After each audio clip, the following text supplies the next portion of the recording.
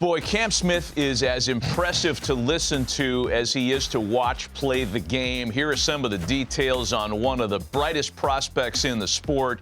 14th overall by the Cubs in June, and MLB.com pipeline has him ranked as the 58th top prospect in the game. He is Houston's top prospect.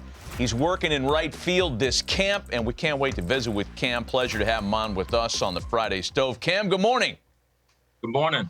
Hey, tell us how right field is going, man. You're a third baseman by trade. How's right field been to you this spring? It's honestly been fun. I keep talking to my coaches about it. It's like I'm just playing fetch out there. Like the goal is just to catch the ball, and like I feel like a kid. Feel like it's easier out there than at third? Definitely more laid back. It's not as intense as the hot corner, as you know. Yeah, I have a lot of fun out there. What's been the hardest part of the move for you? I would say just knowing like which way the ball is going to tail. Depending on the hitter, you always have to understand the wind. You always have to understand who's up to the plate. A righty, a lefty. Mm-hmm. Just like knowing how their ball is going to fade away or fade towards the foul line.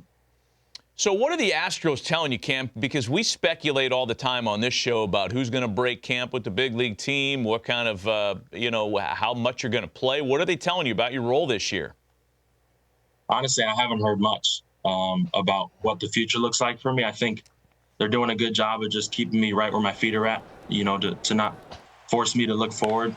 I do believe in, staying in the moment and being present. So I think they've done a good job.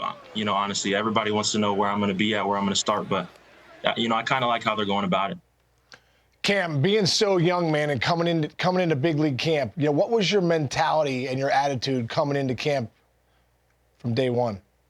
Honestly, just, it's a cliche thing to say, but just be a sponge, honestly, because, loving this game, you try to find things every single day to grow and become better, whether it's 1%, something big, something, tiny, minute, but always trying to find something, to improve my game. So honestly, I've been listening to everybody and all the coaches, with outfield, third base, mainly defense, honestly. And obviously we've worked on a good routine in the cage. So I've set myself up with a nice routine in the cage before games and stuff like that. What's some of the advice that you've gotten so far from some of the guys that's helped you? Honestly, they're telling me not to, push for results. You'll take care of your stuff in the cage and your routine, and basically that's the win for the day. If you can tell yourself that, you did your warm-up routine, you did your defensive routine, your hitting routine, that's the win for the day, and the game kind of just takes care of itself if you go about it the right way. Let's go back to the trade, Cam, because I would imagine, you're drafted as a first rounder by a team and you visualize yourself with that team forever, potentially. And then you get news that you're dealt. What was your mindset then, and how long did it take for it to sink in? Yeah, so honestly, I didn't even know it was possible to get traded that quick. I had just got drafted in July, and I really didn't know the business side of it, but I found out quick, I'd tell you that. Carter Hawkins gave me a call and told me that I was traded to the Astros and kind of wished me good luck. And then Dana Brown called me over here, and he said, welcome, let's get you to campus ASAP. And there were some guys in Houston camp that you had known previously. I think we have a photo of you here that we want to show you and remind you of. John Singleton and young Cam Smith. Look at that. Yeah, that's real. Yeah, 2016, I saw Singy in Orlando. They were playing the Braves at ESPN Worldwide Sports. That's unbelievable how small this world is. Who's the other dude? That's my cousin. That's my cousin. We're big baseball fans, and I just ended up continuing to play. That's cool. He still watches me today, but yeah. That's awesome. You're a Florida guy. Like, who was your favorite team growing up? Who were you a fan of, like players and teams? Honestly, very young, it was Hanley Ramirez all the time. I loved watching Hanley Ramirez. And then about 2013, rookie year of Yasiel Puig, I became a big fan of his.